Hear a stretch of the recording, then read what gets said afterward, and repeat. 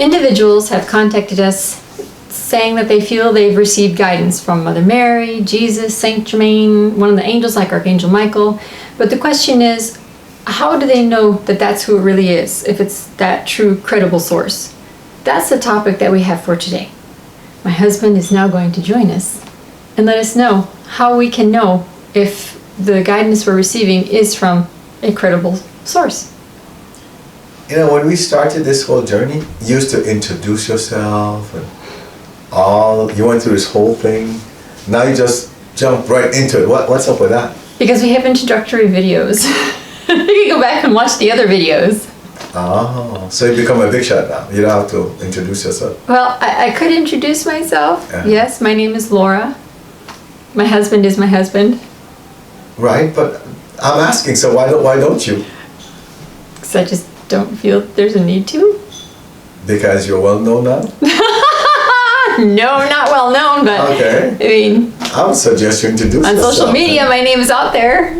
So if they go to YouTube or Instagram or Facebook, until they get to Laura 1 million Mahon. viewers, you should introduce yourself. Outside. Okay, and at 1 million viewers, we'll do a reveal, so you'll get to know what my husband looks like. Don't get me involved in that. We're talking about you. Right, just now, introducing The yourself. topic, though, that we're talking about is not that. We're talking about how do you know if the guidance you're receiving is... You know, our kids have more views than you, and they introduce themselves in the videos. Do they really? So you should, I think so. So you should introduce yourself until you Huh. get I'm to gonna a go have to million watch their views. videos. Right. I some suggest you tips. watch their videos to get some tips, because you know that. You know, their videos, the 2 videos that have the most views are the ones they did of me doing goofy things. You want to do some goofy stuff on so we can get your viewership up? I'm trying to make this light and happy and comical. I know we'll get you some of those teeth that look like you're missing and stuff. So then you'll introduce yourself and smile. Look like you have missing teeth, things that maybe that will just make Maybe that'll spark people Exactly. to subscribe. We'll come up with some silly thing. Get you some wigs. Okay. I don't know what we'll do with them. We'll start wearing costumes. Not you, because they won't see me. Yeah, so they won't see me. You wear the costume. My husband will always have the invisibility cloak I have on. my costume on right now. Okay, so getting back to the topic. Right. How do we know when we did a video on ego versus guidance, and in there we talked about one of the ways is knowing that it's guidance is because of how it could make you feel, or it's always positive. So how do we know if we're receiving guidance from someone that it's a credible source? Not someone, a being. A being. Right. Well, I'd say the one about ego is different. Okay, this is where you're looking at what you're receiving from who you believe is someone you're connected with from the spiritual realm. Right. Right. But you touched on the one about being positive. Well, the Ascended Masters are loving beings. The angels are loving beings. Mm-hmm. All members of the Legions of Light are loving beings. Mm-hmm. So if there's a loving, do you think they'll ever have you engage in something that's negative? I don't think so, no. So that's one of the biggest ways. To me, that's just very clear cut. You don't have to try to get confirmation on that. For example, let's say you get a thought, right? You have a neighbor. Like I'd say had, because it seems to have subsided now, right? But we had a neighbor that wasn't very nice to us when we moved here, Correct. right? Mm-hmm. And if we ever got, but we never, let's say we got a thought one time, well, if she's mean to you today, you should still be nice to her. Do you think that's guidance from your Mighty High Presence, or from the angels, or from the Ascended Masters? I would think so. Why? Because the initial human part of me would think, well, she's being to me, I'm going to avoid her, and I'm not going to be very nice to her either, or him, or whoever it might be. Well, that wouldn't be guidance from the Ascended Masters at all. I know, that's why I'm saying what you said, to be loving, is the guidance. Because my initial reaction as a human would be... No. What I'm saying is, but the example I gave, you said that you think it would be guidance. What I'm saying is that wouldn't be guidance at all. Okay, how so? See, that's a good one for you, because you are focused on the part about, still be nice to the person. Right. But the angels or the ascended masters would never describe someone as acting mean. Get it? Okay. So the moment you hear that statement, if she is mean to you today, immediately you know this is not from the ascended realm, one bit. Well, then what would they say? They would probably say something like, if your neighbor says something that you interpret as mean. See the difference? Okay. Because the neighbor could never say something mean. It's how we interpret it, it's how we take it. Okay. So the ascended master would never ever, because the moment they say, if this person is being mean to you, what they're saying is that that's a mean person. And nobody's mean in the eyes of God or in the eyes of the ascended masters because they represent God. So that was a perfect example for you, because it would be easy to say, oh no, that's guidance because that's a positive message. No, it's not, because someone has been judged as being mean. Got it. Follow that one? I follow. So, exactly. Now, we would think that it would be something like, well, it's just the end part, you know, when they're telling you how to behave. Behave nicely. You know, they might say, well, if this person's acting like an idiot, make sure that you stay calm. Well, the ascended master, can you imagine Jesus calling somebody an idiot?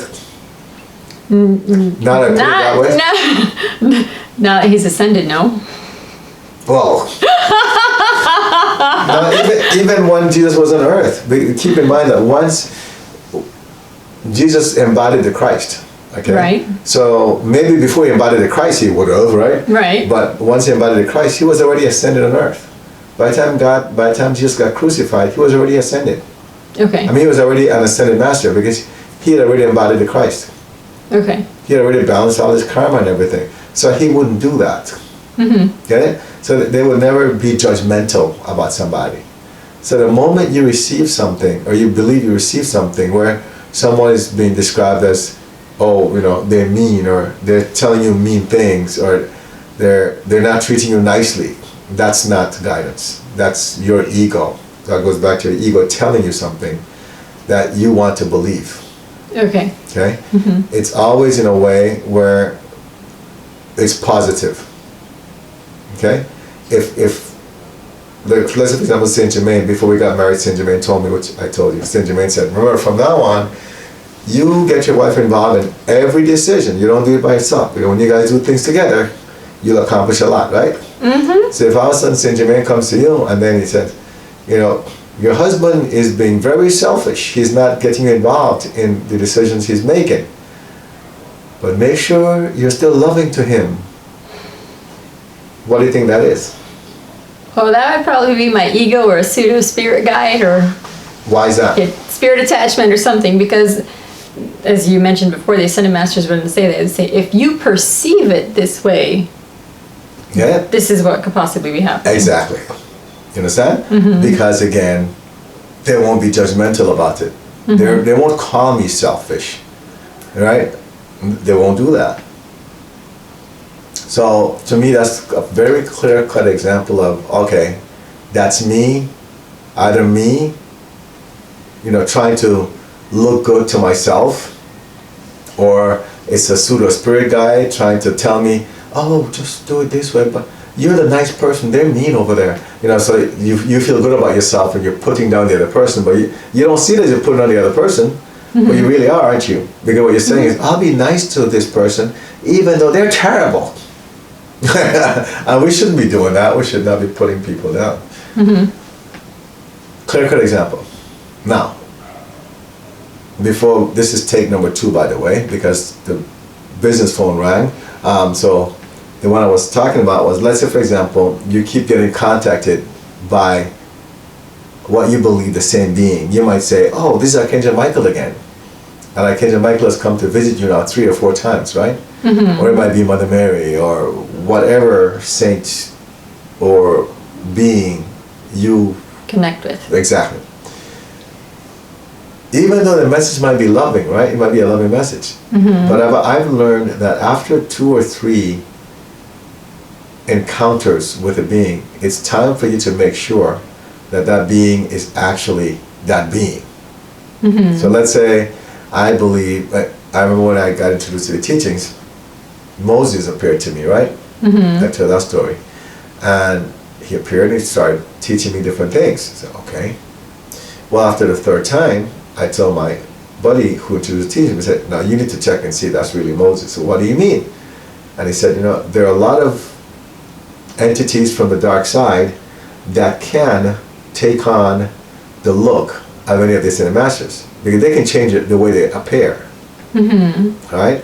If a member of the dark side wants to get close to you and they know you're close to Jesus because you're a Christian, they can appear like they're Jesus. They look just like Jesus. And they'll talk to you thinking it's Jesus talking to you. Mm-hmm. So then how do you make sure that you don't fall for that? Very simple test. You turn to them and then you say, show me your light. And you have the right to do that. And the ascended masters have taught us this. So you turn to that being and say, excuse me, before this goes any farther, show me your light. And they have to show you their light. That's a universal law. Okay? They have to show you their light. If they refuse to show their light, you know that that being is not who the being pretends to be. Mm-hmm. And the moment that happens, you call in Archangel Michael or Lord Shiva to get rid of them immediately. One of two things will happen. They'll either show their light and it will just be bright, right? Really bright. Mm-hmm. And then, okay, this is Jesus. And then Jesus will not be offended by you asking him to show you his light.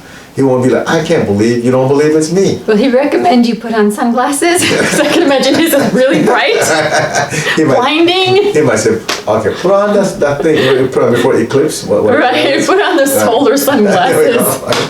But they won't go like, I can't believe that you would even think about asking me to show you your light. Show you my light. What are you thinking? It's me. They won't do that. He'll probably smile and say, very good student, and he'll show you the light. It will be bright, and you'll realize, okay, this is truly Mother Mary, or this is truly Buddha, mm-hmm. whomever it is that you're connecting with.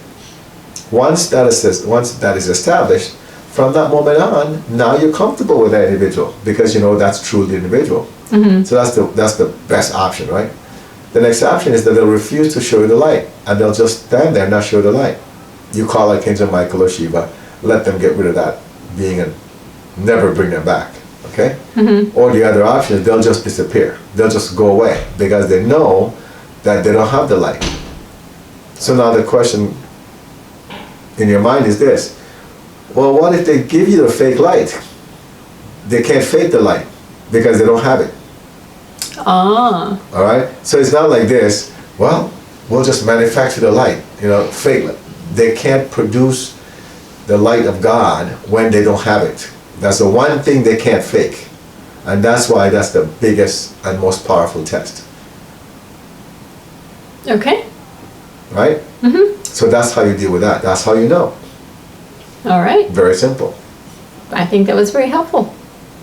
Okay. All right. If you have any questions or concerns or would like to have more clarification on this topic, please be sure to comment, send us a message through our website or Facebook, wherever media you choose. You can find us at 190vision.com. On Facebook, Instagram, and YouTube, it's 190vision as well.